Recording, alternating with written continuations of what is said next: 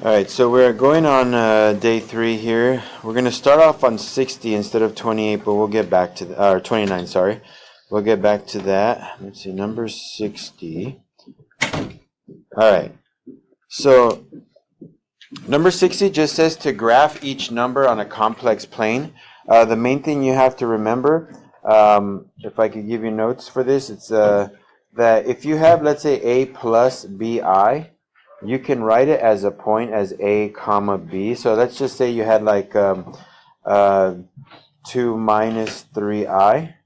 That just becomes 2 negative 3. So us, we have 3 plus 5i. So that just becomes 3 comma 5. So just graph this point. So notice a is not 3 comma 5 and neither is b. C looks like it. Yeah, C is 3 comma 5. That's the correct point right there.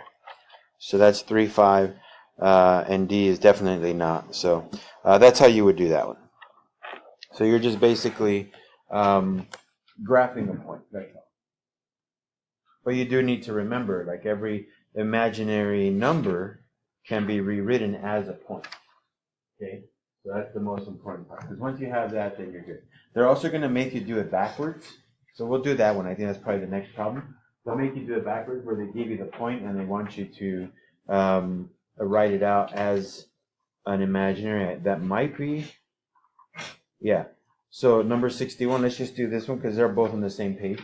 So for number 61, they said, okay, take that point and give me the imaginary or the complex number. So this point right here is 2 comma 1. So 2 comma 1 is the same as 2 plus 1i, or just 2 plus i. So that's going to be part B. Those are pretty easy. Those don't take too much effort to go through, bless you, brother. Any other questions before we go back to 29? All right, so we'll go back to 29 and check that out. Let's see if we can get another 14. I think I'm aiming for 15, and if I can get 15 done, that means we would have done 17 because we just did 2 extra ones right now. Like I said, we're on a good pace, but I know that the problems are going to get harder as we start approaching the end. So, okay. So number 29 says, look, here's the function. F of x equals to 4x plus 3. What I want you to find is f of negative 2. So f of negative 2, what that means is get negative 2 and just plug it into the formula, okay?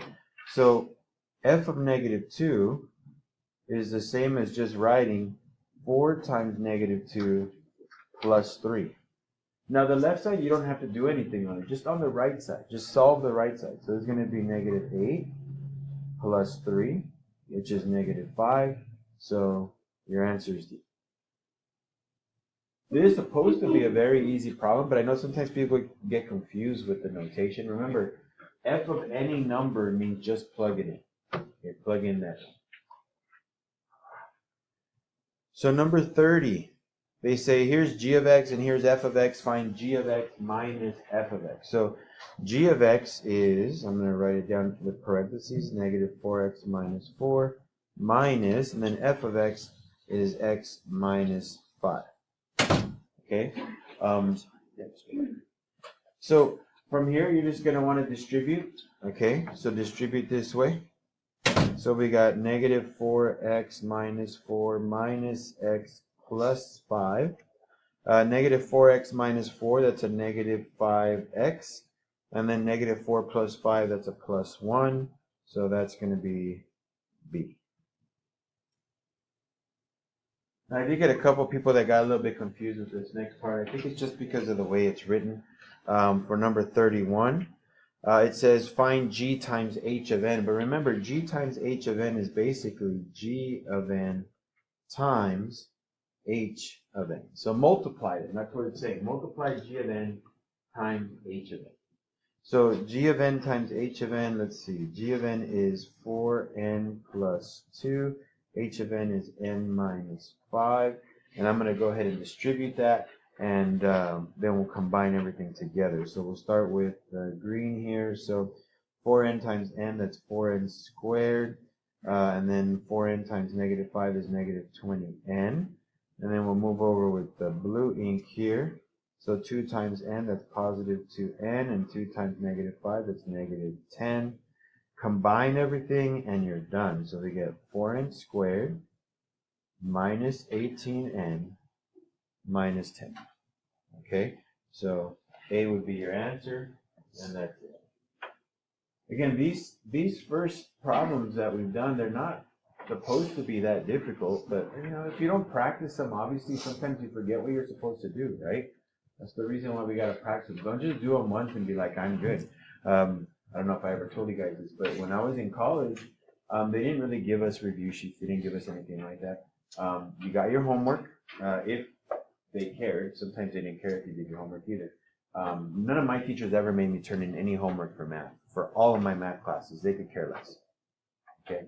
Because they knew whether or not I knew what I was doing when they would test me. And they only would test me twice. So the 2 tests, I would get one in the semester, or sorry, I get one at the end of the semester, one in the middle. Okay? But I would get up every day and do my homework again. Like if I had like 3 or 4 assignments, I'd do all 3 or 4 assignments. I'd take about 3 hours a day redoing everything because I had to practice, right? I don't just do it once and say I got it and then I was done with it. Like I'd make sure, right? I'd make sure. And since none of the homework ever got collected, I never was really sure if I was doing stuff right. So, you know, I had to go talk to teachers and stuff. But I would recommend you guys do the same thing. If you get this done once, do it one more time. Okay? And that's just for your own good. Okay? I'm not saying it's going to be fun, but I am going to say that if you do it the first time, this is the way I would have done it, just so you guys know. I had to learn how to study in college. This is how I would have done it. I would have done this one time by myself. Okay? And then I would have seen the teacher do the work, and then anything I got wrong, I'd mark it off. Then, once I learned that I did it wrong, I'd do everything again. And hopefully I can knock off some of those incorrect answers the second time, right? And if I could, great. If I still had some, then I'd only practice those couple, and that was it. So that's what I would do if I was you, because that's how I learned how to study for math. It was in college. It was not in high school. It wasn't until I got to college that I learned how to study for math. So, but it took a lot of dedication. All right, 32, solve each system by substitution. So by substitution, that means you're going to have to substitute information from one equation to the other. So let me just write these things out side by side. If you remember, this is how I told you guys I prefer to do substitution, is when they're written side by side. Now, since they're both solved for y, you're supposed to solve for one letter, okay, but they're both already solved for you. So I'm just going to take, this says y is equal to 2x minus 18. So I'm going to get that and plug it in right there. Okay, so this is 2x plus 18, I think I said minus by accident, is equal to x plus 10. Now I'm going to go ahead and start simplifying. So let me move this x over here. That's x plus 18 equals negative 10. Let me subtract the 18 over there. So that's x equal to negative 28. Wait, I did something wrong here. Oh, well, I see what I did wrong. I'm sorry. That should have been a plus 10. So this should be a minus 8. Sorry about that. For some reason, I put a minus 10 up there. So now that I know that x is a negative 8, I should know my answer is B. That's the only one that says negative 8. Okay, but just to finish off the problem, we're going to go ahead and plug in this x value into that equation. So y equals to 2 times negative 8 plus 18. So y is negative 16 plus 18. So y is 2. So it just reinforces that I got the answer right? Negative 8 comma 2 would be my solution. So that's doing it by substitution. Now, if they want by elimination, which is number 33, 5x plus y is equal to negative 26. Negative 5x minus 3y is equal to 18. So to eliminate, what you could try to do first is just add or subtract. Okay, try doing one or the other. So what I'm going to do is I'm going to add. Okay, remember I told you guys, if you don't know which one to try, just try any of them. So I'm just going to add. And if it works, great. If it doesn't work, well, then I'll try to subtract. Okay? 5x plus negative 5x, that cancels. That means it worked. Okay, y plus negative 3y is negative 2y. And negative 26 plus 18, what is that? Positive 6? Oh yeah, negative 6, I'm sorry. Thank you. Yeah, it's negative 26 plus 18. So there's more negative than positive. So when I divide by negative 2, I get, not x, I get y equal to 3. Sorry? What's a negative 8? Oh yeah. Thank you. So that should be a positive 4. So I'll write it down. So y is equal to 4. Okay? So now that I know y is equal to 4, I can look at my solutions, and my answer has to be B, right? Because all the rest of them have negative 4s. But let's just double check. Now that I know that y is 4, let me plug it into any one of the two equations. I'll plug it into the top one.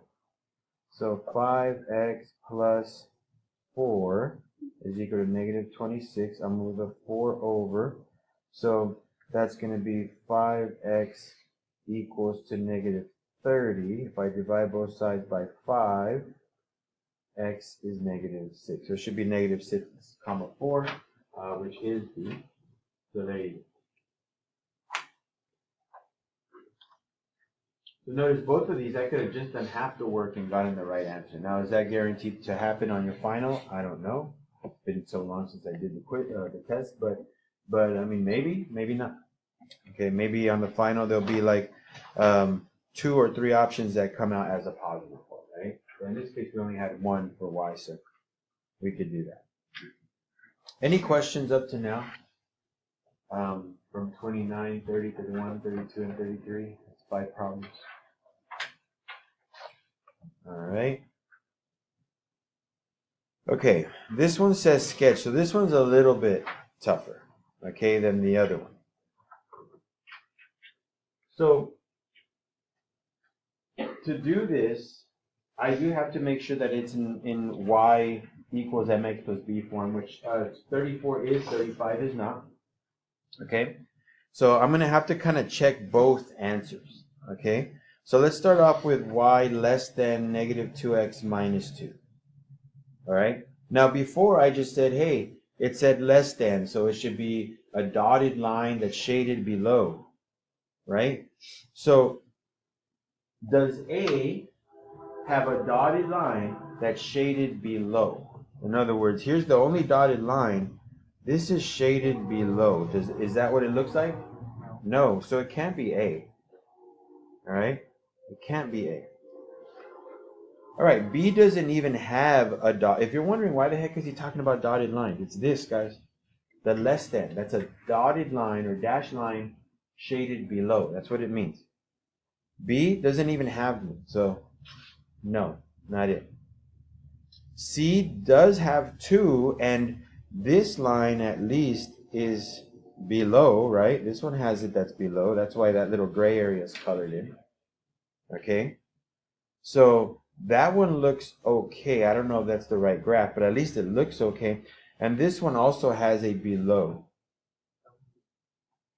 Okay? One of them isn't dashed, but the one that is dashed is below. So far, these are options. Now let's look at the other equation. Y greater than or equal to, that means solid line, shaded above. Well, what's the problem with C? They're both dashed. So it can't be this one. And notice the other one is a solid line. And if I shade it above, they meet in that little corner, right? This little corner right here. If I erase it, you'll see that's where the solution is. So your answer is D. Okay? So that's how you do these. Without having to graph them all out. We're just going to analyze, just like we did the other time. We're just analyzing. Okay? But D is your answer. Now, unfortunately for 35, I do have to kind of do the work first. Okay? So let me figure out the equations for 35. So I have x plus y greater than 1. I also have x minus y less than or equal to 3. I mean, if you want to, just right now, without doing anything, notice how one of them should be a dashed line, one of them should be a solid line, right? So if you want, you can get rid of anything that doesn't have one of each. So A has one of each, B has one of each. It can't be C because that has both dashed, and D has one of each. So at least we were able to get rid of one right now without doing any work. Okay? But now we got to start solving. So let's move the x over this way. So I get y greater than negative x plus 1. So right now that I have that one done, let's evaluate what we have. I should have a dashed line that's shaded above. So does A have a dashed line that's shaded above? Yeah, it does, right here. Okay, so that one works. Does B have a dashed line shaded above? No, right? It doesn't even cover, so it's not that one. Okay, we already said C is not. D have a dashed line shaded above? Yes, it does. That would be above. So your answer is either A or D. So now it just depends on what happens with the second equation. So let's see. I'll move the x over. I get negative y less than or equal to negative x plus 3. Divide everything by negative 1. So I get y is greater than or equal to x minus 3. Solid line shaded above. So A, solid line shaded above. So that one seems to be the right answer. Okay, let's look at the other one. Solid line shaded above. So this would be above. So that's not even in the gray area. The gray area is down here. So that one doesn't make sense. D is shading up where there's no gray. So this one's not good. This one has to be your answer. And again, I didn't do any of the work in terms of like, okay, let me put a point here, let me apply the slope, let me draw the line, let me shade it in. I'm just analyzing. I'm looking at what it's supposed to look like, right? And from there I can make my choice. So these take a little bit longer, but the amount of work was minimal. It's just a lot of work in your head, right? You're kind of thinking your way through it. Any questions on 34 or 35? Again, it's just analysis.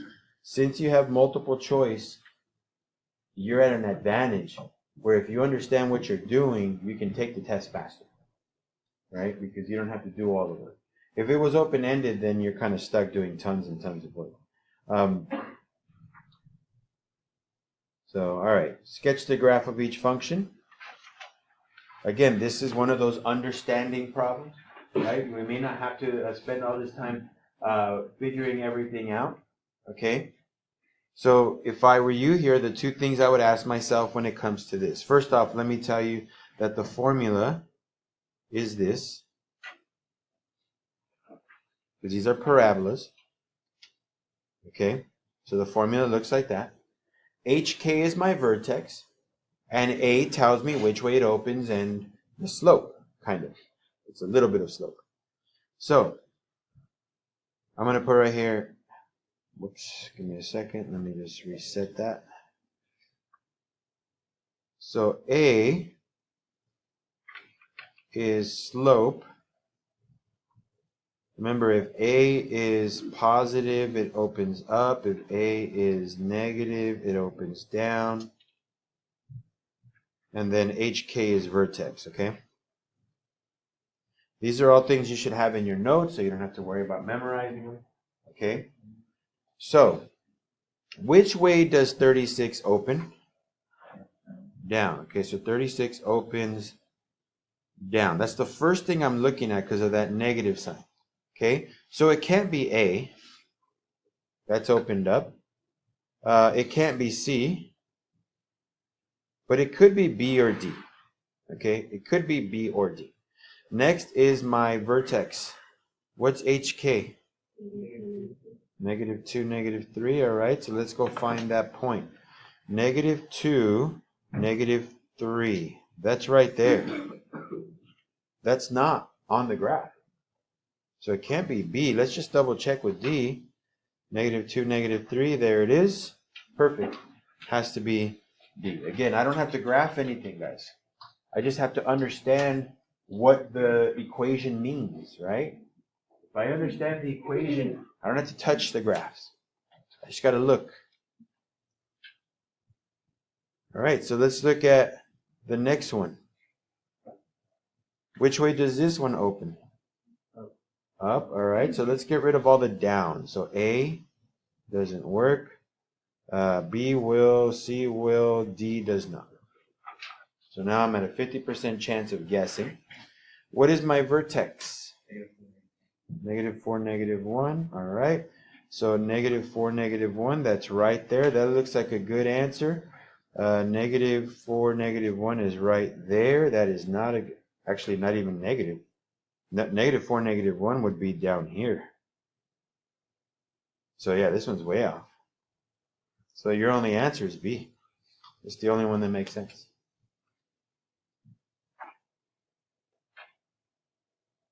Trying to think. We started at 29, right? I said we're going to try to get to 15 total problems.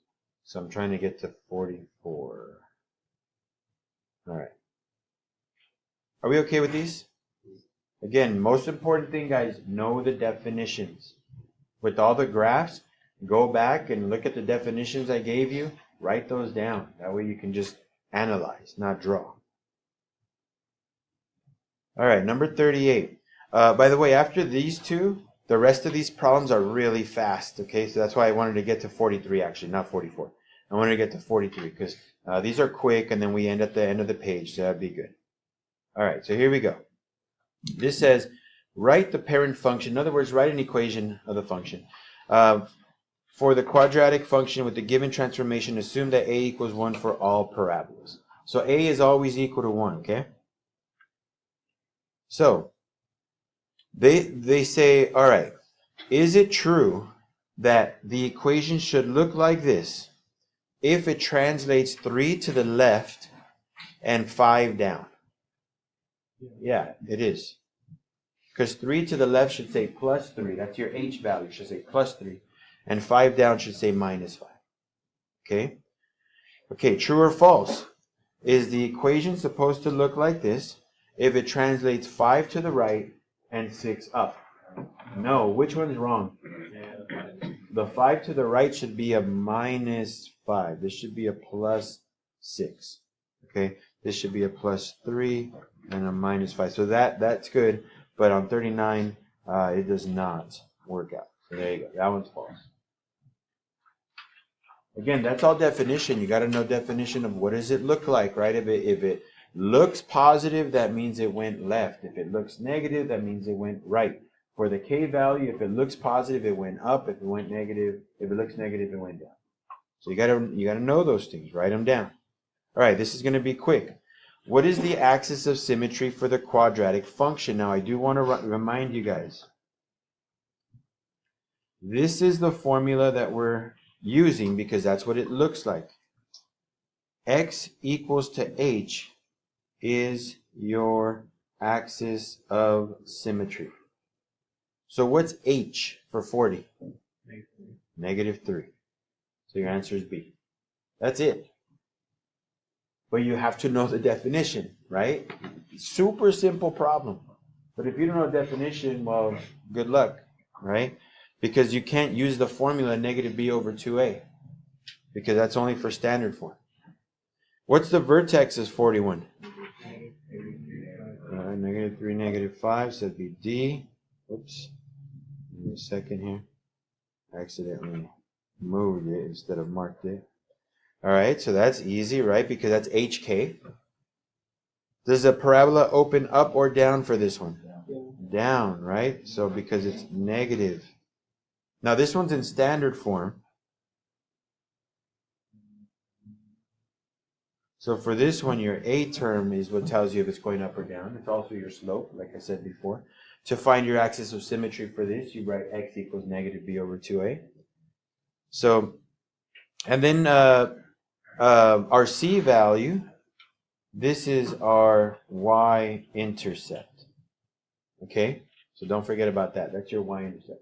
Because that's what 43 asks you. What's the y-intercept of that parabola? -7. You can do all those 4 problems that we just did in less than a minute. Okay? So we're going to stop there. So we did, we stopped at 43. We started at 29. So, and then we did 2 extra ones. So we did 16 total problems. Okay? So, so that's pretty good. I'm going to go ahead and stop right here. You guys can continue.